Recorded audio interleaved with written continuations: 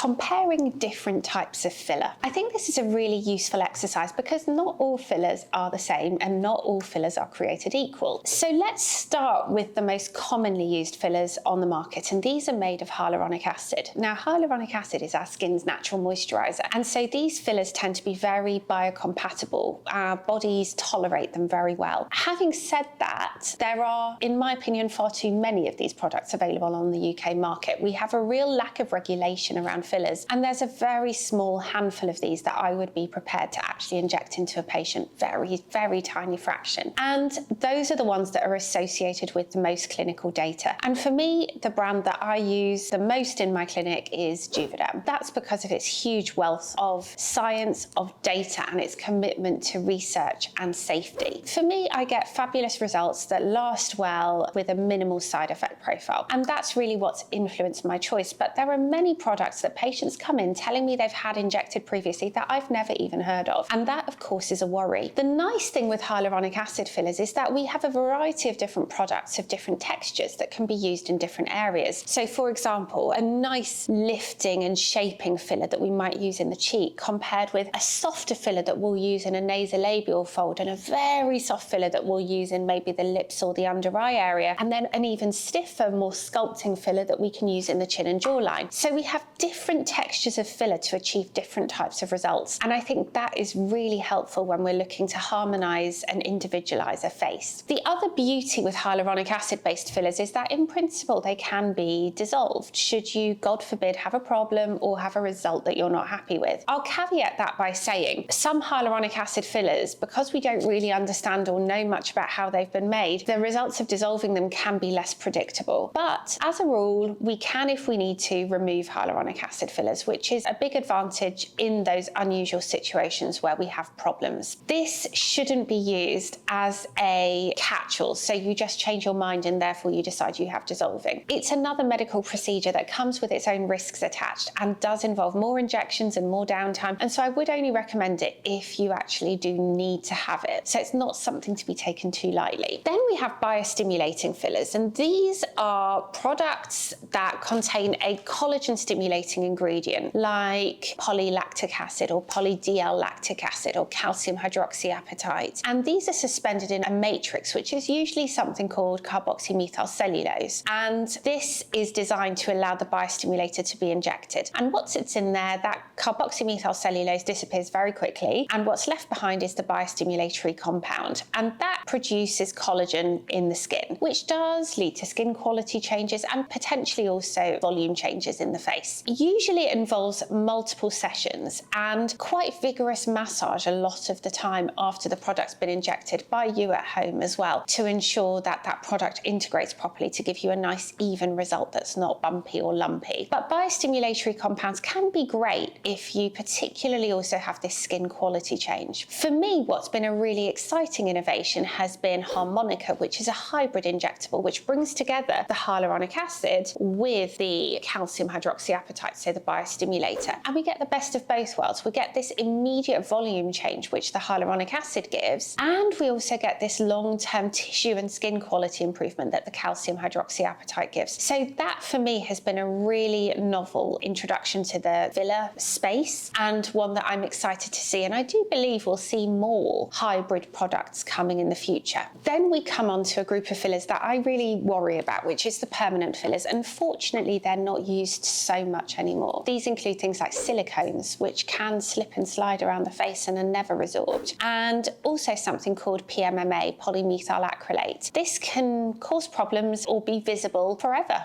if it's injected in the wrong plane. And we have to remember that these substances are sitting there for the rest of your life, and your body can mount reactions to them, whether that's bacterial films forming around them called biofilms, or whether that's inflammatory reactions or your body mounting an immune response. These are all things to bear in mind, and my strong advice is to steer clear of anything that's permanent. And last but not least, because some people think they're fillers, I'm going to touch on skin boosters like Profilo or Volite. Volite actually is a type of filler. It's so soft, but it does have filling properties. Whereas the others in this family, they're not fillers. They're not what we call cross-linked. They're there to stay a short amount of time in the skin, but to provide regeneration of the skin. And so these for me come into their own categories, but but they're not fillers. Designed to just boost our skin quality and really give a beautiful finish to the face.